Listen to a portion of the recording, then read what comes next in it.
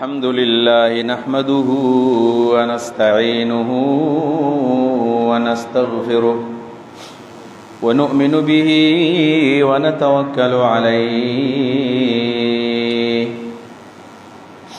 ونعوذ بالله من شرور أنفسنا ومن سيئات أعمالنا من يهده الله فلا مضل له ومن يضلل فلا هادي له واشهد ان لا اله الا الله وحده لا شريك له واشهد ان محمدا عبده ورسوله اما بعد فاعوذ بالله من الشيطان الرجيم بسم الله الرحمن الرحيم والفجر وليال عشر والشفع والوتر والليل إذا يسر هل في ذلك قسم لذي حجر وعن ابن عباس رضي الله تعالى عنهما قال قال رسول الله صلى الله عليه وسلم ما من أيام العمل الصالح أحب إلى الله من هذه الأيام قالوا ولا الجهاد في سبيل الله قال ولا الجهاد في سبيل الله إلا رجل خرج بنفسه وماله ثم لم يرجع من ذلك بشيء رواه البخاري اللهم صل على سيدنا محمد وعلى آل سيدنا محمد وبارك وسلم تسليما جمعه مبارک ورځ ده او د ذوالحجې میاشت ده د دې په مناسبت باندې بزو نن خطبه کې همدا دوه خبرې وکړو چې یو د ذوالحجې د دې میاشتې او خاص کر د دې 10 ورځو څومره فضیلت ده او دویم نمبر با د اضحیه او د قربانۍ په باره کې بعض ضروری مسائل بیانو الله رب العالمین دې موږ د سمجھ د پوهې او بیا د عمل توفیق راکړي د ذوالحجې د دې 10 ورځو فضیلتونه ډیر زیات دي او دا فضیلت د قران نه هم ثابت دی او دا د احادیثو نه هم ثابت دی صحیح احادیثونه قران کریم کې په دې اخره سپاره کې سورۃ د سورۃ الفجر ورته وایي د دې سورۃ الفجر چې کوم لومبي 15 آیاتونه دي د دې 15 آیاتونو په اړه کې مفسرین او جمهور مفسرین وایي چې راجح تفسیر دا دی دا 15 آیاتونه د 10 ورځو د 10 شپو په فضیلت باندې دلالت کوي دغه سورۃ کې الله فرمایي والفجر وليال عشر زما دې په سبا باندې قسمی او زما دې په 10 شپو باندې قسمی په شپه کې ورځ اسم داخلي یعنی په 10 ورځو په 10 شپو باندې اوس قران دا نه دی ویلي چې دا د سبا نه کم سبا مراد دی او د 10 شپو نه کم شپې مراد دی په دیو جبانی د دې په تعین کې بعض مفسرین سره اختلاف هم کړی دی لکه یو تفسیر په قدام د بعض علماو نه نقل لري چې د فجر نه مراد د وړو کې اختر دا ورځ دا و د لیال 10 نه مراد د رمضان د اخر 10 ده ځکه د اخر 10 په باره کې احادیث کې راغلي دي چې بده کې ليله القدر ده او بده کې عبادتونه الله تعالی قبلي او نبی له صلوات والسلام بده کې اعتکاف کو د ساري چې کوم ورځ ده د یوم الجائزه وي په دې ورځ باندې الله رب العالمین انعامات خلق لور کوي څومره د رمضان روزي نیولې دي الله تعالی دې ثوابونه په دې ورځ باندې ور کوي یو تفسیر په قدام ده او جمهور مفسرین وایي چې راجح ادا ده چې د فجر نه مراد یوم النحر ده د غټ اختر ورځ مراد ده او د لیالي 10 نه مراد چې کوم 10 شپې دي او 10 ورځې دي داغه نه مراد د ذوالحجې د 10 ورځې ل شپې دي چنن داغه دویم ورځ ده ذوالحجہ په قمری میاشتو کې او په قمری کال کې اخره میاشت د اخره میاشت په دې 12 میاشتو کې چې کومې سلور میاشت د عزت او د احترام دي نو پاغه کې هم دا یو میاشت پکې موجود ده قران کریم کې الله تعالی فرمایي ان عدة الشهور عند الله 12 شهرا في كتاب الله منها 4 حرم چې د الله په نسبت باندې 12 میاشتې په کال کې دي او په دې کې دا 4 میاشتې د احترام او د عزت دي. ثلاث متوالیات حدیث کې راځي دا 3 پر لپسې دي. کمی کمی دي، شوال ده، ذوالقعده ده او ذوالحجه ده. دا متوالیات پر لپسې دي. ایو په دې کې بیا څه شه ده؟ هغه پکې رجب ده. رجب نه ذوالقعده ذوالحجه محرم، معنا خدای وشولا ذوالقعده ذوالحجه محرم. دا 3 پر لپسې دي. یو پاره کې رجب ده چې رجب جدا ده. 4 میاشتې دې ته الله د عزت میاشتې ویلې دي، زبرګي میاشتې دي، زبرګي ورځې دي. دې به سړی احترام کوي، د دې به قدر کوي، د ګناه نه مزان ساتي، کنزل به پکې نه کوي، ظلم نه کوي د چا سره، په دې کې به د ډېر نیک اعمالو اهتمام به کوي. خو بیا په دې 4 میاشتو کې غیر معمولی اهمیت الله رب العالمین دې ذوالحجې له ورکړی دی، او بیا په ذوالحجه کې د 10 ورځو له ورکړی دی، او په دې 10 ورځو کې بیا خاص کر د عرفه ورځ له یوم النحر لا چې په دې کې عرفه ده او په دې کې د حج مناسک ادا کیږي. نو کله چې الله رب العالمین په یو شی باندې قسم وکړي، د دې څه مقصد وي؟ دا یو شرعي مسله ده چې مخلوق ته الله فرمایي، موږ ته الله فرمایي، د الله رسول فرمایي چې تاسو په مخلوقاتو باندې قسم نه کوئ. مخلوق باندې قسم حرام دی، شرک دی. من حلف بغیر الله بغیر اسم الله فقد اشرک. چا چې د الله د نوم نه بغیر په بل نوم باندې، په بل دین باندې، په بل شی باندې قسم وکړي، دا مشرک دی. نبی علیہ السلام فرمایي د الله نه بغیر به څوک په بل څه باندې قسم نه کوي. د الله په نوم، د الله په صفت باندې صرف سړی قسم کولی شي. اسماء او صفات د الله باندې، د الله د اسماء او د صفاتو نه بغیر یو انسان یو مسلمان قسم نشي کولای. کوي کنو دا شرک دی. مخلوق د پاره دا پابندی ده. لکه موږ د پښتانه عام تر باندې چې ګله قسم کوي، زما دي په الا الله باندې قسمي. نو په الا الله باندې قسم کول دا ګناه ده. په الا الله باندې قسم کول دا حرام دي. په الا الله باندې قسم کول دا شرک دی. ځکه نبی علیہ الصلوۃ والسلام فرمایي چا چې د الله د نوم نه بغیر په بل څه باندې قسم وکړو، د شرک وکړو. د الا الله څه معنا ده؟ الا الله معنا غیر الله. لا اله الا الله معنا لا اله غیر الله. د الله نه بغیر بل معبود نشته. نو الا الله معنا غیر الله. په دې الا الله باندې قسم کول شرک دی. مسلمانانو له پکار د نظام وسادي الا الله به قسم نه کو، بلکې په الله باندې به قسم کو، الله په ذات باندې به قسم کو. دا خبر دومره مشهور ده چې هر دویم دریم سړی چې قسم کوي زما دی په الله باندې قسم، زما دی په الله باندې قسم، مینه جی په الله باندې قسم ګل ګناه ده. لیکن الله رب العالمین په خپل باندې قسم کړی دی، پستور باندې کړی دی، پسپوږمۍ باندې کړی دی، پنور باندې کړی دی، په انسان باندې کړی دی، دغه شانی په دې ځکه په سبا باندې کړی دی، په شپو باندې کړی دی. والفجر وليال عشر، زما دی په سبا باندې قسمی او زما دی په 10 شپو باندې قسمی. بیا و الشفع والوتر، 2 قسم دا شو، 2 دا نور دي. په 10 شپو کې، په 10 ورځو کې په جب جب باندې او په تاق تاق مې دي قسمی. دویما، سلورما، شپږما، اتما، لسما دا جفتی. اوله، دریما، پنځما، ومه، نهمه دا تاق دي. یعنی دا 1 نواله تر د 10 پورې په دې ټول ورځ باندې الله تعالی قسم وکړو. او بیا انزم نمبر قسم کړی دی واللیل اذا یسری، زما دی د شپه باندې زما قسمی. په دې شپه، د دې شپې نه خو یا مراد د غټ اختر د شپه ده، او یا ته د دې ذوالحجې په دې 10 شپو کې د هر شپه مراد ده چې واللیل اذا یسری. په دې شپه مې د قسمی چې د شپه کله روان شي. الله فرمای هل فی ذلک قسم لذی حجر، آیا په دې کې د عقل والا او خلقو د پاره ولې قسم نشته ده؟ هل فی ذلک قسم لذی حجر، عقل والا د پر باندې کې قسم نه ده، شته په کې قسم. مطلب دا دی چې عقل والا خلق له الله دعوت ورکړي چې تاسو سوچ وکړئ چې ماول 15 ځل قسم وکړو، 1 ځل نه، 2 ځل نه، 3 ځل نه، 4 نه، بلکې 15 ځل الله رب العالمین په دې صورت کې قسم کړی دی. چې الله قسم وکړو، او د الله رب العالمین د قسم مقصد دا دی چې دا شی ډېر لوی عظمت والا دی، دا ډېر لوی خیر والا دی، په دې کې برکت ډېر زیات دی، په دې کې خیر ډېر زیات دی، په دې کې ثواب ډېر زیات دی. لہذا الله رب العالمین په دې 10 شپو، په دې ورځو، په دې جفتو، په دې تاق، په دې ورځو، په دې شپو په ټولو باندې قسم وکړو. معلومیږي دا چې ډېر لوی فضیلت والا عمل دی. نو سبق او په دې کې دا حدیث پکې واوره.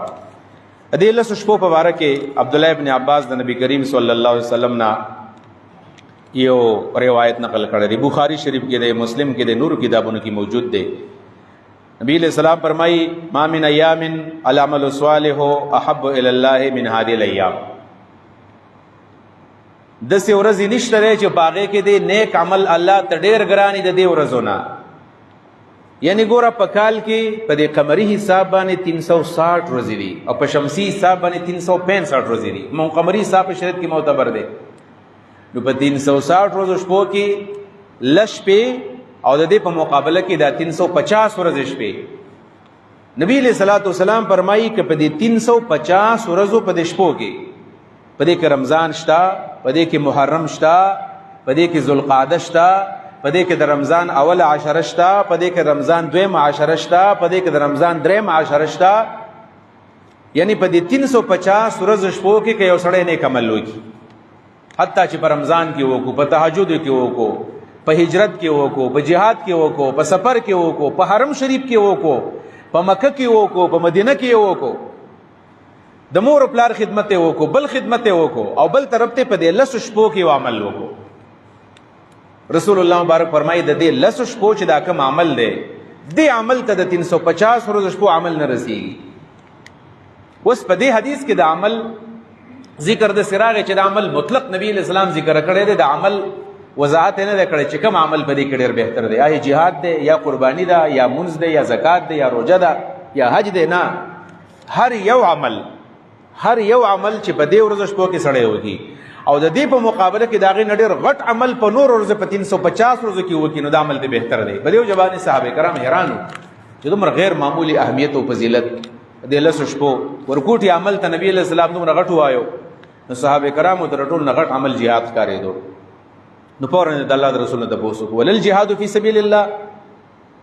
اذا الله پیغمبره په دې 350 ورځو کې چې یو سړی جهاد فی سبیل الله وکړي او په دې ورځو کې منځ وکړي، روژه ونیسي، صدقه ورکړي، عمره وکړي، حج وکړي، قرباني وکړي، ذکر وکړي، توبه وباسي، د مور پلار څخه ګړه وکړي، آیا دغه جهاد هم د دې سره برابرېږي؟ هغه ډېر اوچت عمل دی. نبی اسلام ولل جهاد فی سبیل الله، جهاد هم نه برابرېږي. اوس سوال دا دی چې په دې ورځو کې یو ورکوټی عمل او په عام ورځو کې دا غټ عمل جهاد دا ولې نه دی برابر؟ نو دا اعتراض ځکه نه دی کول پکار، دا الله رب العالمین د انسان څخه ګړه کړله. بس دا الله په موږ باندې مهربان دی ډېر زیات. دا 350 ورځې شپې چې موږ دا د الله نه بغاوت وکړو، ګناهونه وکړو، دا زړه زموږ په ګناهونو کې خړ پړ دی، لت پت دی، زمونږ دا بدن، زمونږ دا سوچ، زمونږ دا فکر، سترګې، غوږونه، خوله، دا ټول هر څه دا په دې ګناهونو کې داسې ککړ دي چې موږ الله ته اړو لاس نشو چتولی چې الله تعالی موږ معاف کړه. موږ څومره ګناهونه کوو. نو الله رب العالمین موږ له یو چانس راکوي چې دا مې دله چانس درکو او دا ورځې مې د باندې فضیلت والا راوستي، انسان خیره نه چې په دې باندې پاک شي، پاک دا په دې ګناهونو کې خیره نه او دا لت پتې دا ګناهګار. نو الله د یو مقدر کړل چې په دې کې د الله د ګناه نه پاکي. بس دقه د فارن الله تعالی د سکار وکړو اخی ګړه ده. موږ څومره اهتمام کوو، نو هغه وګورئ چې موږ څومره اهتمام کوو. موږ د منځونو صورتحال څه دی، زموږ د روژو صورتحال څه دی، په دې کې زموږ د صدقو څومره خیال کوو، نه کوو پکې. نو صحابو چې کله تپوس وکړو چې ولل جهاد فی سبیل الله، اذا الله رسول جهاد هم پکې غوره عمل نه دی، جهاد هم نه برابرېږي. رسول الله ولل جهاد فی سبیل الله. البته یو مجاهد نبی علیہ السلام مستثنا کو چې یو مجاهد داسې دی چې هغه کله د جهاد نوم واوري او راوځي او څومره مال او څومره جیداد، څومره پراپرټي، څومره ګاډي، څومره پراپرټیانې، څومره دکانونه، د ټول مال راوالی او دا د ځان سره جهاد لویسي او په کور کې یو شی پرې نه دی او د کور نه چې ځینو دا اجازت والی بچو ته وایي چې زموږ او ستاسو ملاقات به په جنت کې کېږي، واپس نه راځم. داسې مجاهد چې دا ټولو دنیا پرېږدي او دا ټول مال د الله په دین باندې قربان کړي او دا چې هلته لاړ شي نو شهادت ورته میلاو شي او دا مال مجاهدینو ته میلاو شي، په جهاد کې ولګي او دا شهید شي. د دې مجاهد فضیلت بل چاته نه میلاویږي. الا رجل خرج بنفسه وماله ثم لم يرجع من ذلك بشيء. یو مجاهد غوره دی چې هغه جهاد لذین او مال هم ځان سویسي او په خپل هم لاړ شي، ولته شهید شي او مال په جهاد کې ولګي، د دنیا ختمه کړي، نو د ثواب تر بل چا ثواب نه رسېږي. دغه یو مجاهد کې غوره دی. نور د دې په دې ورځو کې د منځګزار د عمل سره جهاد نه برابرېږي، په دې ورځو کې د ذکر د عمل سره جهاد نه برابرېږي، په دې ورځو کې د صدقې د عمل سره جهاد نه برابرېږي، په دې ورځو کې د عمرې سره جهاد نه برابرېږي، په دې ورځو کې د حج سره جهاد نه برابرېږي. دومره غوره عمل دی نه. په دې وجه باندې په دې ورځو شپو کې د صحابه کرام معمول بداو چې خپل دنیا به پرېښودله او دین ته متوجه شو. الله دې رحم وکړي. په دې ورځو کې موږ دوکو ته متوجه شو. دا یو مسله ده که نه چې کله سړی قرباني کوي د قربانۍ دپاره شرط دا دی چې دې قربانۍ به 2 کاله به شي وي او د 2 کالو نښه دا چې غاښ به شي وي. دا مسله جدا نه دا یو مسله د موږ جدا کړل ده. د قربانۍ دپاره عمر شرط دی که غاښ شرط دی؟ دواړه شرط دي ورله. د 2 کالو مخکې غاښ نه راخیږي او چې غاښ راخیږي نو دا د 2 کالو ځکه راخیږي. یعنی که موږ ته سړی و چې دا قرباني په تا خرڅومه یعنې چې غاښ یې نه دي شوي خو 2 کالې پورې درته وایه 2 کالې نه دي پوره ځکه غاښ نه دي شوي که نه. که 2 کالې پوره وې غاښ به شوی وې.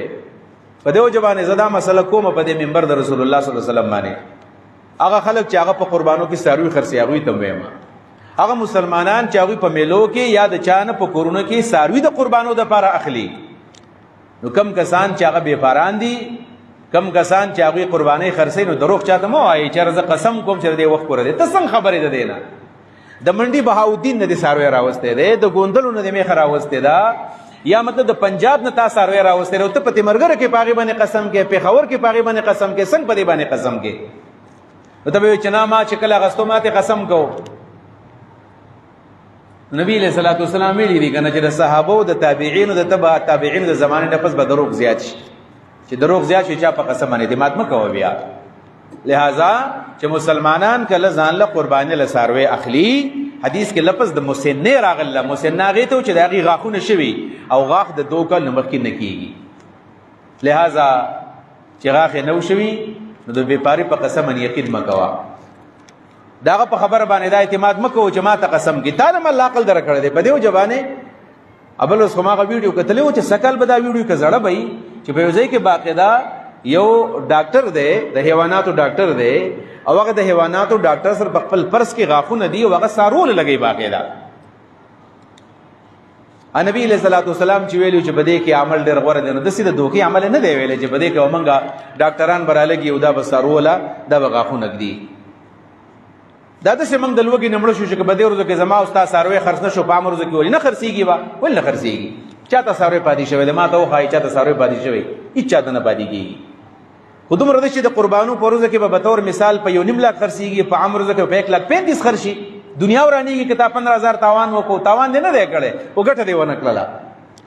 په دې وجه باندې دې ورځو کې ډېر اهتمام پکار دی. ډاکټران صاحبان دي او که دا بېپاران دي او که دا د میلو چې کم ملګري دي او هغوی څاروي اخلي او څاروي خرڅوي په خپل هم چې تاسو ځئ او د ساحوال نه څخې راولئ او د پنجاب نه او د ګوندلو نه او د یو ځای بل ځای نه نو ښه تسلي وکړه چې د دې غاښونه شوي دي که نه دي شوي او چې کله نه دي شوي نو ورته وایه نه دی شوی دی که چا د نه بوتلو به وځي او که چا نه بوتلو نه به وځي. مسله دا ده اصل کې ځکه دې ورځو کې عمل غوره دی هغه عمل چې هغه حدیث کې څه وایي ما من ایام العمل الصالح هر عمل نه یادوي عمل صالح یادوي. دې ورځو کې کم کم اعمال دي نو اجمالي ویم ځکه دا ټیم کم دی د قربانۍ څه مسلې به بیانول غواړي. دې ورځو کې غوره عمل حج دی. حج په دې کې ډېر غوره عمل دی والله تعالی دې زموږ نصیب کړي. اوس البته تاسو خبر یې چې پاکستان کې د نااهلو 65,000 حاجیانو 65,000 دی غالبا که نه 67,000 حاجیانو چې هغوی ځان له داخلي وکړلې او کوم خلکو چې پرایویټ کوټې وې هلته هغوی 14 لاک روپۍ جمع کړي دي. بلو زما مدرسې ته یو ملګری راغلی او دغه بچی زما سره سبق وایي دوبۍ نه راغلی ویل ما کور والا مې حج له روان یو خو هلته مسله راغله او دا 14 لک روپۍ مې داخل کړي دي او اوس مسله دا ده چې د پاکستان حکومت نااهلي کړې ده او 67,000 حاجیان د هغوی حج په داو باندې ولګي د هغوی حج څکل نشي کولی پیسې هم تباه برباد شولې حجونه مو نه کړل دا ولې ځکه دا موږ ته اړو پریزه نه ښکاره کېږي چې حج لا دومره اهم عمل دی. یعنې کمې خبرې به سړی کې دی نه اهل و بله ورځې یوم تکبیر و که نه یوم تکبیر د څه دپاره یوم تکبیر ډاکټر سمر مبارک او ډاکټر قدیر محسن پاکستان ډاکټر قدیر و چې هغه پاکستان له ټمبم ورکړی او په هغې ټمبم باندې موږ انډیا ویروله ځکه الله تعالی د پاکستان د امت له د پاکستان د خلکو له الله تعالی عزت ورکړو انډیا یې ووهله په یوم تکبیر باندې دې سرکاري چوټه اعلان وکړو موږ کالج ته نه وتلي سکول ته څوک نه وتلي ځکه چې ډاکټر قدیر صاحب مرحوم پاکستان له اټم بم جوړ کړی و تاسو وکتل چې کله یوم تکبیر او زمونږ وزیر اعظم صاحب او صدر صاحب او د هغوی مطلب ښځو نرو چې تصویران په اخبار کې رال د قدیر تصویر پکې نه و. شرم نه دی پکار دی حکومت له ولې یوم تکبیر مناوه هو بیا ولې په دې کالجونو په سکولونو کې په تعلیمي ادارو کې په بینکونو باندې چټي وکړله دومره خو تاسو د امریکې نه یریږئ دومره د اسرائیل نه یریږئ دا خو ستاسو ایمان دی چې بیا د ډاکټر قدیر تصویر تاسو نشو ورکولی په دې دغه باندې په اخبار کې، ولې زمونږ که تصویر ولګو امریکا را نیریږي، بیا امریکا را نه خفه کېږي، بیا موږ دغه صورتحال دی. د داسې خلکو نه موږ به څه تمه وکړو چې به زموږ د حاجیانو دپاره د حج انتظام وکړي، دا زموږ صورتحال دی. نو دا ظاهره خبره دغه مسلمانان غریبانان خفه دي، د دوبۍ نه راغلي دي، یو ځای بل ځای نه راغلي دي، پیسې لګولې دي، حج له به ځي، بس هغه وایي که نه الا بلا برګردني مولا، بس بیا هم لګیا خلک مولیانو ته کنځل کي، مولا ښکته مولا پورته. اوس دغې خلکو سې حساب وکړي که نه چې دا کار یې ولې وکړو، څوک اواز اوچت کوي په دې باندې، څومره ظلم زیاتی وشو.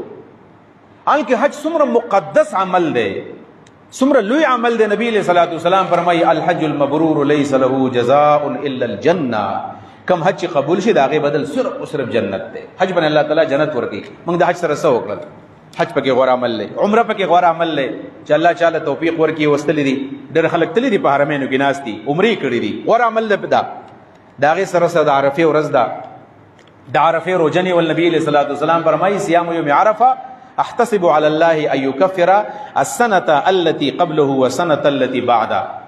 د عرفې د روژې په باره کې زما د الله نه امید دی، زه الله نه غواړم داسې چې الله رب العالمین به د عرفې په روژه باندې 2 کاله ګناهونه معاف کړي. یو 13 کال ګناهونه، یو د روان کال ګناهونه. را روان کال چې کوم ګناهونه تکې نو الله به د مخکې نه تا دغه معاف کړي. الله به تعالی په هغې کې د ګناه توفیق نه درکړي، نیکۍ به په هغې کې کوي. د عرفې روژه نیول، د عرفې روژه نیول پاتې شو. د عرفې روژه کله ده؟ په دې باب کې موږ ټول جذبات کوو، هر څوک په دې کې جذبات کوي. او دا ورځ چې راشي نو خلک تپوس کوي عرفه به د سعودي عرب سره نیسو که دا پاکستان سره به نیسو.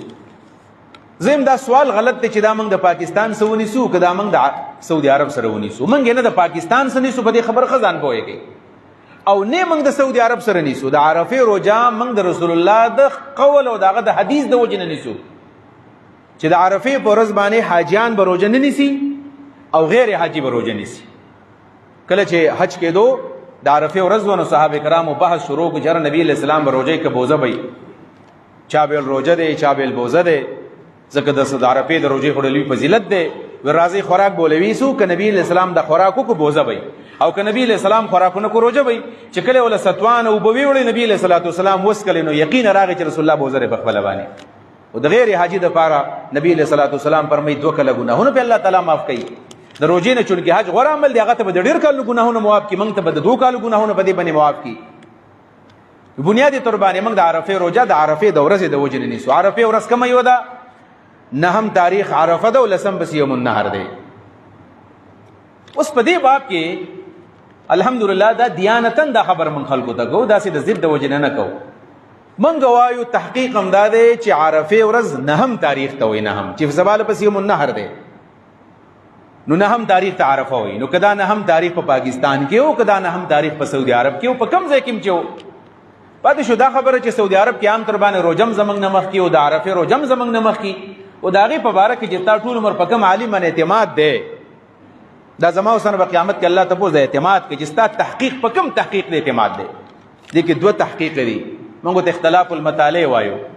اختلاف المطالع دا چې د ټولې دنیا دپاره یو میاشت ده، او کنا د هر بلد دپاره او د هر خار دپاره او د هر وطن دپاره بلاد بعیده دپاره ځان میاشتې دي.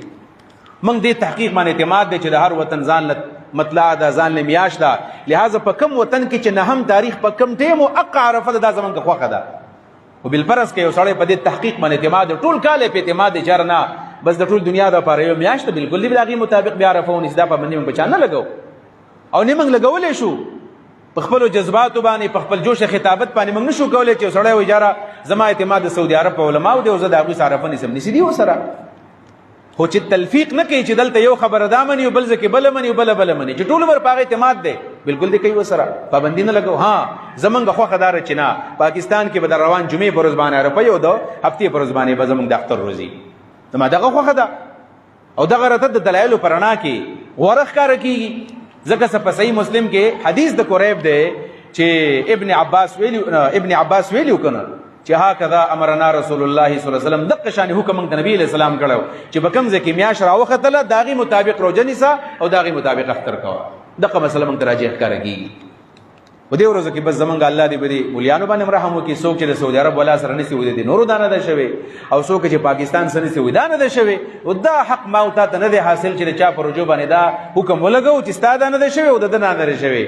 دا تپوس به کله کوو، دې وضاحت به کله کېږي چې کله الله ته ودرېږو. قیامت ته چې کله ورشو یوم تبل السرائر ټول رازونه به ښکاره شي، نو هلته به پته ولګي چې ستا روژه قابل قبول ده او که دا قابل قبول ده، ستا دا مونځ الله قبول کړی او که دا قبول کړی دی. په دنیا کې د مونځ او د اودس او د رجوع د قبولیت هېڅ چا ته پته نه لګي، دا پته به قیامت کې لګي. بار تقدیر د عرفې روژه غوره عمل دی په دې کې. د هغې سره سره قرباني کول غوره عمل دی پکې. قرباني به انشاءالله خبره کومه. تکبیرات التشریق چې ورته منګه وایو، الله اکبر الله اکبر لا اله الا الله والله اکبر الله اکبر ولله الحمد، دا په دې ټولو ورځو کې ویل غواړي. پرون نه خبره شروع شوې ده. البته واجب تکبیرات دا د عرفې د سحر د مانځه نه واخله د 14مې ورځې د ایام التشریق د 14مې ورځې د مازیګر د مانځه پورې چې دا تقریبا جوړیږي 15 ورځې جوړیږي. 15 ورځې، 3 د اختر نه وروستو، یوه د اختر ورځ، یوه د عرفې ورځ. 4 ورځې کاملې دي، 9مه 10مه 11مه 12مه، نو 4 5 20 منځونه دا شو. او د 14مې ورځې پکې بیا سحر ماسپښین مازیګر 3 منځونه دا شو. دا جوړیږي ټول 23 منځونه جوړیږي. څنګه منځو شو؟ په بلند आवाज باندې چې دا جمعات کچانه یې چې هغه ته ور یاد شي. د پیزار په ځای کې پیزار په خپل کې بیا په تیزه باندې وایه. د جمعات چې بهر وتلی خلک ولیدل بیا په تیزه باندې وایه. دکاندار لورلی سودات اخلي التم په تیزه باندې وایه. عبد الله ابن عمر فرمایي موږ چې بازار کې ګرځیدونو په تیزه بم دا تکبیرات وچ الله اکبر الله اکبر لا اله الا الله والله اکبر الله اکبر ولله الحمد. د اختر منزل چې زم تکبیرات وایي په تیزه باندې وایه چې دا ټول خلک پوهیږي چې دا د اختر منزل روان دی. او بیا چې واپس راځي بیا په تیزه باندې وایه. او بیا چې قرباني کوي نو بیا په تیزه باندې وایه. او بیا چې قرباني وشوله د هغې نه پس د 14مې ورځ د مازدیګر د مانځه پورې تکبیرات چې دا 15 ورځې زموږ په دې تکبیراتو کې الله دا بس تېرې شي، د الله ته غوره عمل ښکاره کېږي، ثواب پکې ډېر زیات دی. دا تکبیرات ویلي چاو نیم ابراهیم علیه السلام ویلیو، نیم اسماعیل علیه السلام ویلیو، او نیم جبریل ویلیو. دومره غوره تکبیرات دي چې دا موږ په دې ورځو کې موږ بار وایو. دا غوره اعمال دي. د الله د عظمت پاغه میدان عرفات کې خلک چغه وي لبیک اللهم لبیک لبیک لا شریک لک لبیک ان الحمد والنعمت لك والملك لا شریک لک. الته د لبیک ناری دلته موږ چون کې حج نه شوتل موږ د الله اکبر ناری وو. دا یو قسم د حاجیانو زموږ مشابهت ده. دا به کې غوره اعمال دي. حقیقت دا دی موږ ته ګورې ځان په دې تکبیراتو باندې ښکاره کېږي. قسم خو ځکه نشم کولی چې قسم د چا په عمل نه کېږي، خو نور عام طور باندې خلکو ته په دې ځان باندې ښکاره کېږي. او د تعلیم یافته لکان ته بالکل ځان باندې ښکاره کېږي چې ته به تکبیرات هم لا په تیزه وې. دې سپینګورو ته دعاګانې کوو چې دا دین راټینګ کړی دی. ګوره لکانو دا سپینګیري چې په دې جماعتونو کې دي او دا په تیز اواز ته ورته کله کمقل وي او ته ورته ساده وي چې دا نه پوهېږي او داسې شروع کړی دی. دا دین یې دله راټینګ کړی دی سپینګیرو. د دې سپینګیرو قدر وکړئ، د احترام وکړئ، دې ته د پیغمبر دین منتقل کو تاسو له دا میراث ته والي ځان ته منتقل کړي، بیا خپل کشران ته منتقل کړي. ورنه کله چې په جماعت کې سپینګیري نه په جماعت کې شور ډېر زیات دي. په کوم جماعت کې چې سپینګیري نه الکان شور کټیل په جماعتونو کې دا سپینګیري چې په جماعتونو کې ولاړي جماعتونو په دې باندې ډک کار کوي. قدر وکړي د سپینو ګیرو، د سپینو ویختو، د سپینو ډکو قدر وکړي، احترام یې وکړي. نبی علیہ السلام زمانه ته نږدې دي. دا سپینګیري صرف تکبیرات او توقات دي چې دې تکبیرات وایي. د اختر په ورځ باندې تاسو ګورئ نه، د اختر په ورځ باندې غوره عمل دا دی چې سړی په یو لار باندې اختر منزل لاړ شي، په بل لار ته واپس راشي. دې ته اختلاف الطریق وایي چې په کومه لار باندې تلې په هغه مه راځه، په بله لار باندې راشه. ولې؟ د دې دپاره چې د اسلام عظمت، د اسلام شوکت ډېر خلک وویني. بله دا ده چې دا لارې به ستا دپاره ګواهي وکړي. په بوټو کاڼو باندې به ستا نظر پرېوځي، د هغې به په تا باندې پرېوځي، ستا تکبیرات به واوري. د قیامت په ورځ باندې به دا اختلاف الطریق دا ټولې لارې ستا دپاره دعاګانې به کوي، ګواهي به درله کوي. موږ چې د اختر مانځله ځو څنګه ځو؟ د اختر په مانځه کې صاحب میوزیک لګولی دی او ښه تیزه لګولی دی. او چې څوک وایي یاره ولې دې میوزیک لګولی دی، وایي ما ته خو بس فریډم، ما ته ازادي میلاو ده که نه زه اورېدی شم میوزیک. لکه ته اورېدی شې خو دا بل یې نه اوري که نه، ته په بل باندې ولې اورې؟ چې میوزیک دې خوښ دی بټ سنسپري په غوږ کې ولګو، ځان لې اور عام خلک تکلیف ولې ورکې؟ یا د هغې سره دا روان دي به دا سلفیانې شروع دي او درز دی او دا تصویران دي او په دې کې زموږ نه د اختر د ورځې هغه اعمال هم پاتې کېږي. تکبیرات و تشریق دا غوره عمل دی په دې ورځو کې. د هغې سره صدقو د خیرات ډېر لوی اهتمام پکار دی چې زموږ صدقې وکړو، موږ دغه شانې خیراتونه په دې کې وکړو، دعاګانې پکې ډېرې زیاتې وکړو. دعاګانې په دې ورځو کې دعاګانې پکار دي. توبه ایستل دا د دې ورځو غوره عمل دی. عزتمندو، دا خو مې د دې 10 ورځو د عظمت په باره کې خبره وکړله. یو 12-14 منټه پاتې دي په دې کې، چونکې بیا اگرچې د جمعې په ورځ باندې هم د اختر نه مخکې جمعه راځي پکې، په دې ورځو کې خلک ځان له څاروي علي. نو 2 خبرې به کوم په دې کې. یو دا چې قرباني څومره غوره عمل دی او په کومه طریقه باندې کول پکار دي، یوه خبره. او دویم نمبر دا چې کله موږ څاروی اخلو نو کم څاروی به اخیستل غواړي. زه به دې د څاروي دا خبر رامخکې کړم. هغه دا ده چې د څاروي د اخیستو په باره کې د دې خبرې اهتمام پکار دی چې هغه څاروي والو نبی علیہ السلام فرمایي پتیبو بها نفسا، چې ستا زړه پې اوبس کی، خپل نفس پې خوشحاله که. بس د قربانۍ د څاروي په باره کې خبره دا ده کم څاروی چې اخلي چې ستا خوښي، بس چې ستا نه خوښ او سړی پېژني که نه چې کم څاروی خوښ دی کم یې نه دی خوښ. ځکه دې ته قرباني ویلی کېږي. قرباني یو عام اعمال، یو قرباني کول دي. قرباني څه ته وایي؟ قرباني دا ده چې یو شی ستا خوښ دی او ته د الله په لار کې ورکې. یعنی په 50 زره باندې یو څاروی دی، بل په 10 زره باندې دی. ظاهره خبره ده چې په 50,000 دی واغستو نو دا قرباني ده، دا د خپل مال د الله په لار کې قربان کو. نو کم څاروی چې ستا خوښ دی په بازار کې په منډایي کې 2-3 څاروي ولاړ دي او ته اخلي څاروی ځان دپاره.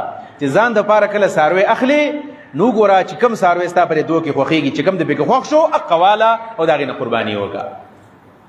کم عیبونه چې پکې وي د هغې نه ځان ساتل غواړي. زمونږ د فقې کتابونه لیکلي دي چې 2 عیبونو ته ګوره چې دا 2 عیبونه پکې نه وي. 2 عیبونه نور داسې مړي په پړو کول هم نه دي پکار چې غوږ یې لږ کړ دی او کډېر کړ دی او دا سرمنه ښکته ده او پورته ده او دا سویه داسې ده. داسې قسمه پکې شریعت دومره زیات امعان النظر نه کوي چې ته به بیخي داسې روغ څاروی به ګورې، داسې روغ انسانان نه میلاوېږي نو څاروي به د کوم ځای نه میلاو شي. 2 عیبونو ته کتل غواړي چې داسې عیب پکې نه وي چې د هغې په حسن کې کمی نه راولي. یعنې ښکر ډېر روان مات شوي دي، ته ګورې خلک وایي څه کونډی راوستی دی. نه قرباني مه کوه. لکه یې کټ ده د هغې په وجه داسې بونډۍ ښکاره کېږي، یا سرمن باندې داسې قسمې بیماري لګېدلې ده چې ورته ګورې او داسې تا ته پمن غوندې ښکاره کېږي، ستا ته زړه کرکه کوي. نو کله چې د څاروي په حسن کې کم عیب او دارین کومه بیماری هغه د څاروي په حسن کې کمی راولي، ښایسته نه ښکاره کېږي، ستا پې زړه اوبه نسکي، نه ماله دغې سر نه قرباني نه کېږي. یو خبره. دویم نمبر دا چې د څاروي په قیمت کې کمی راولي، دغه به قرباني به نه کوي. د څاروي ولاړ دي، دواړه خو هټه کټه دي، خو برابر دي، یو شان عمر دی، یو رنګ دی. دا سارے په 100 دی سیبه، دا په 2.5 لکه، دا بل دا په 1,70,000. دا خو یو شان دي ولې سیبه نه جی بس دا ارزان راغلی دی او دا ګران راغلی دی. پوه شه چې دال میں کچھ کالا کالا ہے، په دې کې څه چل دی. داسې عیب پکې دی چې دغه عیب د وجه نه د دې څاروي په قیمت کې کمی راغلی دی. دغه عیب معلومات وکړه، سترګې مه پټوه، سترګې مه پټوه. لہذا دقه چې کله د څاروي په حسن کې او د هغې په ریټ کې او د هغې په قیمت کې چې کله کمی راتلو د هغې نه ځان وساته. بس دقه دي. کم عیبونه دي نو رسول الله مبارک فرمایي چې یو څو قسمه څاروي دي چې د هغې نه به سړی ځان ساتي. کم دي؟ لا یضحى بالعمیاء، ړنده د ړنده، دواړه سترګې کار نه کوي. عمیاء هغې څاروي ته وایي چې دواړه سترګې کار نه کوي. نه چې دواړه سترګې کار نه کوي، د دې حسن هم کم دی او د دې قیمت هم کم دی. لہذا دې نه قرباني مه کوه. ولې ته قرباني کوې الله په لار کې خپل مال قربانې او ړوند څاروی حلالول دا قرباني نه ده. هېڅوک دې ته قرباني نه وایي. هر سړی وایي چې مړه ړنده وه ځکه یې حلاله کړله، دا ړنده نه وې دا دې چا حلاله کړی وی، بیا دا قرباني نه ده. ولا یضحى بالعوراء، عورا چاته وایي؟ عورا موږ چې ورته وایي که نه کانه اندو میں کانه راجا ہوتا ہے چې وایي کانه یو سترګې کار کوي بله نه کوي، دې ته عورا ویلې کېږي. اعور او اعورا هغې څاروي ته وایي چې یوه سترګې مکمل کمپلیټ ختمه ده، د دې نه هم قرباني نه کېږي. یو خدا ده چې یوه سترګې روغه ده په دې بل کې معمولي نظر کمی ده نو د هغې نه کېږي. بیا ما درته مخکې ویل چې شریعت دومره سختي نه ده کړې په ما او تا باندې چې ګور به چې نظر یې څومره تللی دی او دا به خامخه بوځې او د سترګو ډاکټر به له راولې دی په مشین باندې معلومات وکړي چې دا نظر یې څومره کم شوی دی. خو لږ نظر کم دی، لږ نو خیر دی. خو که مکمل طور باندې د هغې یوه سترګه روغه ده او دا بله سترګه مکمل خرابه ده، دې نه قرباني نه کېږي. دوه شولې. او دریم نمبر نبی کریم صلی الله علیه وسلم فرمایي چې دریم نمبر ولا یضحى بالعرجاء. عرجاء څه ته وایي؟ ګوډې ته ویلې کېږي. ګوډه شله، ګوډه خو هغې ته وایي چې مکمل دی نه شي. شله چې ورته موږ وایو شله، یعنې وخت پې کار نه کوي. نو څومره شلې نو قرباني ته نه کېږي. نو علماو لیکلي، صاحب د هدایم دا مسله لیکله عرجا هغه څاروي ته ویل کېږي چې په خپله باندې د چا د سهارې نه بغیر منسک ته او د قربانۍ ځای ته نشي تللی، دغې ته عرجا ویل کېږي. او بالفرض که داسې ګوډه ده چې داسې په دې خپو کې داسې مسله شته خو د قربانۍ ځای ته د پړي نه تر راکاږي تلی شي، خیر دی که داسې ګوډه ګوډه ځي تلی شي، تی په ګاډي کې نه وړې، تی په ټانګه کې نه وړې، تی په کټ کې نه وړې، نو داسې عرجا خیر دی، داسې ورکوټه شانې حدیث کې راځي العرج البین عرجها، چې مکمل طور د هغې دا ګډوالی ښکارېدی نه قرباني نه کېږي. او که په خپله باندې د قربانۍ ځای ته تلی شوه د هغې نه بیا بلکل قرباني کېږي. درې شولې. او څلورم نمبر نبي علیه صلات وسلام فرمایي ولا یضحى بالعجفاء. عجفاء څه ته وایي؟ څلورم شرط عجفاء معنی ټپه، کمزوري، وچه کلکه چې ورته ویلی کېږي. وجه په دې فیسبوکونو باندې بعضې خلک دا تصویران شیر کوي که نه، دا پخته امبار راوتي، یو دا شاته دا ډونګې بار ته راوتلي، یو د ملا دا تیر امبار ته راوتلی، داسې قسمه غوانه او داسې میخې نه او د داسې قسمه شي نه قرباني کول نه دي پکار، دې نه به سړی قرباني نه کوي. داسې څاروی څوک ځان له نالي نو بل لی ولې ورکوي، داسې به نه کوي سړی. لہذا دا څلور قسمه حیوانات دا په شریعت کې نبی علیه صلات وسلام بیان کړل. د دې څلورو نه نه کېږي، مکمل ړنده ده، یوه سترګه باندې ړنده ده، یا ګوډه ده او یا وچه ده، د دې نه نه کېږي. باقي د ټولو څاروو نه قرباني کېږي په دې شرط باندې چې داسې عیب پکې نه ښکاره شوی چې د هغې د وجې نه د هغې په حسن کې او د هغې په قیمت کې کمی نه راځي. دقه مسله ده. نور پکې بیا ګوتې مه وهه، بیا به ته خبره ډېره ګرانېږي او داسې روغ څاروی مال روغ انسان نه میلاوېږي نو څاروی به څنګه میلاو شي، دغې نه قرباني کېږي. البته نن سبا یو ډېره مسله مشهوره مسله ده په دې فیسبوک باندې به تاسو دا ډېره زیاته ګورئ، د میخې قرباني ډېره زیاته یو معرکة الآرا ده چې د میخې نه قرباني کېږي او که نه کېږي. او دا مسله څه کال ځکه ډېره زیاته بیان شوله چې بل ورځې څوک پنجاب یو مولانا صاحب دی هغه منډۍ ته راغلی دی او د میخې خوا ته ولاړ دی، ورته و چې دا تا ولې راوستلي دي، نه قرباني خو نه کېږي، د میخې نه قرباني کېږي او که نه کېږي. په دې باب کې اختلاف شته، مسله باندې ځان پوهول غواړي. اختلاف پکې یقینا شته. بعضې اهل ظواهر او بعضې اهل حدیث، زه د بعضې خبره کوم، ټول اهل حدیثو مذهب دا نه دی. د بعض اهل حدیث زرات او د بعض اهل ظواهر رای دا ده چې د میخې نه قرباني نه کېږي. ولې نه کېږي؟ دلیل واوره. دلیل یې څه دی؟ دلیل یې دا دی چې الله رب العالمین په سورة الانعام کې چې د کومو څارو ذکر کړی دی په هغې کې میخې نشته دی. یو دلیل دا دی. په سورة الانعام کې کم کم څاروي دي؟ غوا او غویي دوه دا شو، اوښه او اوښ دوه دا شو څلور، چیلې او بیزا شپږ، ګډه او ګډ اته. د دې اتو څارو ذکر راغلی دی، په دې کې د میخې ذکر نه دی راغلی، په دې وجه باندې د میخې نه قرباني نه کېږي. یو دلیل دا دی. دویم دلیل دا دی چې د رسول الله صلی الله علیه وسلم نه دی ثابت چې نبی علیه السلام د میخې نه قرباني کړي، او د یو صحابي نه دی ثابت چې یو صحابي یا خلیفه راشد چېرته د میخې نه او د جاموس نه قرباني کړي. په دې بنیاد باندې هغوی وایي چې چونکې دا مسله منسوسه نه ده، بس صحابه کرامو د اوښ نه قرباني کړې ده، د غوا نه قرباني کړې ده، د ګډ نه قرباني کړې ده او د چیلي نه قرباني کړې ده. بس دغې څلور قسمه څارو نه قرباني شوې ده، د میخې نه نه ده شوې. په دې بنیاد باندې بعضې اهل حدیث علما فرمایي چې قرباني دې نه کېږي. لیکن جمهور علما، جمهور سو حنفیه یعنی احناف، شوافع، حنابله، مالکیه او بعض اهل حدیث او بعض اهل ظواهر بشمول اهل تشیع، د شیعاګانو دا مذهب دی، بشمول اهل تشیع، د جمهور علماء رای دادا. ما درته ویل چې په دې کې د بعضې اهل حدیث علما لکه د ابن باز په شان د عالم دغه رای امداده، ابن باز رحمه الله چې هغه هم وایي، د احناف هم دا رای ده، د شوافعو د جمهور امت رای دا ده چې د میخې نه قرباني کېږي. د هغې دپاره دلایل څه دي؟ یو څو دلایل یې واوره. دوه قسمه دلایل د هغې دپاره موږ وایو. یو خو دا ده چې میخه څه شی دی؟ نو میخې ته په عربۍ کې جاموسون وایي او غوا ته په عربۍ کې بقرتون وایي. اوس ګورو چې آیا دا جاموس او دا بقره جدا جدا څیزونه دي که یو شی دی؟ نو موږ به د دې معلومات د پښتنو مولیانو نه کوو، د دې مولیان به د پنجابیانو مولیانو نه کوو، د دې تپوس به موږ د عربو مولیانو نه کوو چې تاسو دا جاموس څه ته وایي، تاسو میخه څه ته وایي. نو لسان العرب د ابن منظور افریقی رحمه الله مشهور معتبر کتاب دی. معتبر مې درته ځکه وایو چې څوک ځان ته عالم وي د هغه سره به لسان العرب پروتي، د دې نه بغیر د عربي خدمت نشي کولی. تاج العروس د امام زبیدی رحمه الله دا به سره پروتي، الصحاح د علامه جوهری رحمه الله به تفروتي، د هغې سره منجد چې دا یو عیسائی عالم لیکلی دی، عیسائی دی، منجد د عربۍ ژبې ډکشنري هغه لیکلی ده، د هغې سره القاموس دا د عربی ژبې غټ غټ کتابونه دي.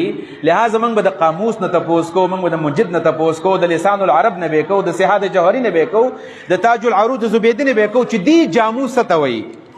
نو لسان العرب کې ابن منظور لیکلی دی وایي جاموس دی وایي البقر الکبیر، غټې غوا ته ویل کېږي. ځان له شی نه دی، البقر الکبیر دی، غټه غوا ده. او بیا وایي چې هو الجاموس الذي يرعى وهو من الابقار، دا هغه جاموس ته چې دا ساتلی کېږي او دا د غواګانو یو قسم دی، د غواګانو قسم دی. لہذا جاموس ځان له شی دا غوا ده، دا غوا ده. لکه څنګه چې نن سبا پخوا د اچۍ غواګانې به ته موږ ویلې که نه، اوس پکې فریزین غواګانې رالې، اوس پکې دا بل کوم غوا ورته ویلې کېږي، جرسي غواګانې پکې رالې. د دې جسامت دا غواګانو نه ډېر غټي، دا د میخ عمرئ. نو دغه شانې دا میخه او دا جاموس چې دی دا بنیادي تر باندې دا یو قسم دی د دې غواګانو.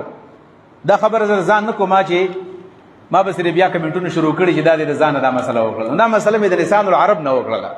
ابن منظور افریقي چې دا مسلم کتاب دی د هر مولا په مکتبه کې پروت دی، دا هغې نه مې راته وویله. د هغې سره سره تاج العروس، عروس ناوې ته وایي ښه په عربۍ کې تاج العروس، دا د ناوې تاج دی، یعنی په دې کې ډېرې قیمتي خبرې دي. په تاج العروس کې زبیدي څه وایي الجاموس البقر الذي يكثر لحمه، وایي دا هغه غوا دی چې په دې کې غوښه ډېره زیاته وي. بقر دی غوا ده، البقر الذي يكثر لحمه، دې غوښه زیاته وي. وهو اکبر من البقره المنزليه، د کور د غوا نه دا لږه اوچته غټه د هغې نه یو غوا ده، خو دا د کور د غواګانو نه غټه ده. نو تاسو به وایئ چې دا مولوي صاحب نن کومې مسلې کې میخې ته یې غوا وویله. نه غواګانې دوه قسمه دي، یو غټه غوا ده بله ورکوټې غوا ده. غټې ته جاموس وایي او دې ورکوټې ته څه وایي، دې ته بقرتون وایي. دغه فرق دی علماو کړی دی. او د هغې سره سره منجد هم دا مسله لیکل، منجد وایي الجاموس والبختي من الازواج الثمانیه، هغه اته قسمونه چې کوم په سورت انعام کې الله ذکر کړی دی په هغه اتو کې دام شامل ده. مطلب دا غوا د بنیادي طور باندې دا مې د لغتو د کتابونو تعالی حوالې درکړلې. درس د حدیث یا د فقه کلاس نه زه دلایل ویما، خو زمانه د ډېرو ملګرو دا مطالبه کړې وه چې په دې اختر په دې جمعه کې دا مسله خامخه بیان کوي. او خاص کر دا مسله زمونږ خو مخکې نه وي، خو باجوړ کې ډېره نوي نوي دا زمونږ کالج کې پرنسپل صاحب وی چې باجوړ کې دا مسله نه وي راغلې. هلته مولیانو ډېر دا مسله اوچته کړې ده. په دې بنیاد د دلایل ویما چې کوم مسلمانان ته کوي چې د هغوی اطمینان په دې باندې راشي. خو څوک چې ته نه کوي نو زما ورته درخواست یې مې کوی دی، هېڅ خبره نه ده، لازمي نه ده چې خامخا د میخې نه قرباني سړی وکړي. که څوک نه کوي بېشکه دې نه کوي، ځکه قرباني غوره قرباني د ګډ د سړی ځان له یوازې وکړي. د غوا نه او دارنګې د اوښ نه او د میخې نه یقینا غوره دا چې د ګډ نه سړی وکړي، یوازې وکړي. نبي علیه السلام به یوازې کوله، خو کېدو باندې ته کېږي. اوس راځو یعنې دا کوم چې څلور فقې دي بشمول اهل حدیث و فقې، نو په هغې کې زمونږ د فقه حنفي معتبر کتاب علمگیری ده، هغه وایي البقرة تشمل الجاموسه، چې غوا جاموس ته شامل ده، غوا او میخه یو شی دی. دویم نمبر د شوافع مشهور امام نووي رحمه الله په مجموع شرح المهذب کې لیکلی دی الجاموس نوع من البقر يجوز التضحيه به، دا جاموس دا د غوا یو قسم دی، قربانی ته جایز ده. دا امام نووي لیکلی دی او دا شافعي عالم دی. او بیا وی کما یجوز بالبقره الاهلیه، څنګه چې د کور د غوا نه کېږي د میخې نه هم کېږي، دا نووي لیکلی دی. دریم نمبر امام مالک رحم الله د مذهب عالم دی، امام دسوقي مالکی، هغه وی الجاموس من جنس البقر فی الاضحیه والزکات، زکات بم ته ورکې قربانی م ته کېږي، ځکه دا د غواګانو یو قسم دی. دا امام دا د مالک رحمت الله علیه مذهب دی. ابن قدامه حنبلی المسلک عالم دی، هغه وی الجاموس يدخل في البقر فتجوز الاضحیه به، جاموس دا غوا د لحاظ دین قربانی دا جایز ده.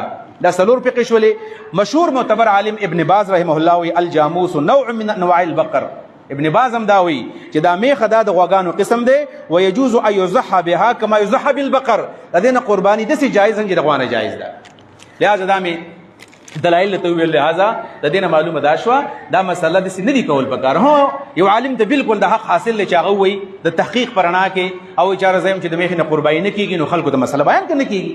او دا خبره چې د دې نه کېږي او که چا وکړه قرباني ورسره نه کېږي او پیسې ضایع کړلې، او دا ډېر ظلم کې زیاتی کې، ځکه چې ډېر معتبر علماو د دې فتوی ورکړي دي. ابن باز په شان عالم او د عالمګیري په شان او د حنابلو پتو پکې راله، د مالکیو پکې راله، دومره لوی علما چې مسله کوي، موږ ته دین غلط را رسولی دی. اختلاف بالکل صحق دی. یو سړی وایي زه ترې نه کوم، نه دی کوي د هغې نه، او نور ما ته دلایل ویلو. او دا مسله چې بیخي اسان هم نه ده چې بس د میخې قرباني باره کې تا خبره وکړله او خلاص شولې. بالفرض کې یو سړی وایي د میخې نه قرباني نه کېږي، ولې دلیل یې دا دی چې دا په نس کې نه ده راغلی، قرآن حدیث کې نشته. نو زه ګورئ تاسو ته بیا مسله بیانوم، په جګړه نه ورولم چا سره، وایي مسله درته ویمه. کم علما چې د میخې نه قرباني ناجایز ګڼي د هغې مذهب بیا دا دی چې په دې کرنسۍ کې زکات نشته. د پاکستان په روپۍ کې، په ډالر کې، په ریال کې، په درهم کې، په پونډ کې به دې کې زکات نشته. ولې؟ دا سره دي نه، سپین دي نه. نو د رسول الله په زمانه کې آیا د پاکستان روپونو زکات ورکړلی شوی دی؟ نه دی ورکړلی شوی دی. د ریال نه، د درهم نه نه دی، ځکه چې ته منسوسه مسله ده. نو په نس کې خو سره سپین راغلی دي، په نس کې خو دا شی نه دی راغلی، لہذا بیا د پاکستان په روپو کې زکات هم نشته. یوه خبره ختمه شوله. د هغې سره سره یعنی د صدقة الفطر چې کوم اجناس دي نو هغه داره چې د غنمو نه کېږي، د وربشو نه کېږي، دغه شان د کجورو نه کېږي، وسره د وسکو نه کېږي. نو بیا هغه بیا مسله دا ده چې ګوره بیا د پیسو نه ګورې د فطر صدقه نه ورکولی کېږي. نو بیا که تا صدقة الفطر په پیسو کې ورکړي بیا ستا هغه هم نه ده شوی. ګورې دا ټولې مسلې مربوط دي، دا یو مسله نه ده. بس موږ ته یو مسله راغستې ده او د عوام په ذهن کې مې شک ور واچو، خلک دوزی شو یاره قرباني کېږي او قرباني نه کېږي. یا د هغې سره کم سیزونو چې د رسول الله په زمانه کې یعنی د شپږو سیزونو کې سود و که نه، الذهب بالذهب والفضة بالفضة والحنطة بالحنطة والشعير بالشعير والتمر بالتمر والملح بالملح. نبی علیہ السلام وایي په شپږ سیزونو کې څه دی؟ سود راځي. یعنی په غنمو کې سود دی، په وربشو کې سود دی، په مالګه کې سود دی، په کجورو کې سود دی، په سرو کې سود دی او په سپینو کې سود دی. شپږ. د دې نه علاوه په هیڅ کې بیا سود نشته، ځکه چې په نس کې هم دغه شپږ خبرې راغلي دي. بیا خو پاکستان پیسو کې سود نشته، بیا په ډالر کې سود نشته. په دې وجه باندې دا رسي ورکوټي مسله نه ده چې بعضې مولیان داسې بړا چړا کر بیان کړي او خلکو ته وایي چې نه مسله مې ته وکړله. بیا په دې مولي صاحب باندې دا لازم دي چې ټولې مسلې خلکو ته ښکاره کړي او د ټولو مسلو وضاحت وکړي.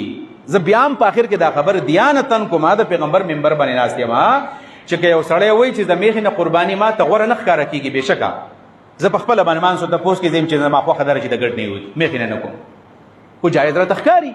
او دا مسله شوله.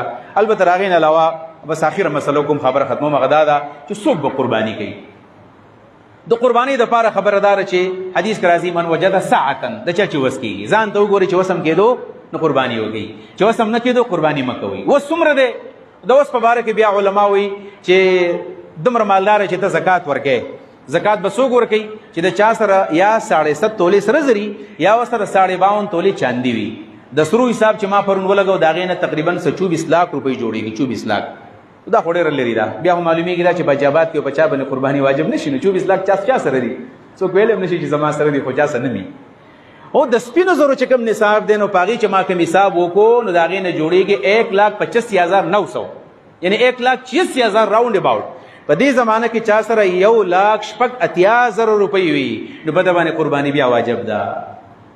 به ځان ته ګورئ که د سره په کور کې د خپل حوائجو نه زیاتي 1,80,000 روپۍ د چا سره په دې زمانه کې دا د مۍ میاشت ده او 2025 دی نو 1,86,000 روپۍ چې د چا سره وي خیر دی که په دې باندې کال نه دی تیر شوی نو هغه دې د هغې نه قرباني بیا وکړي.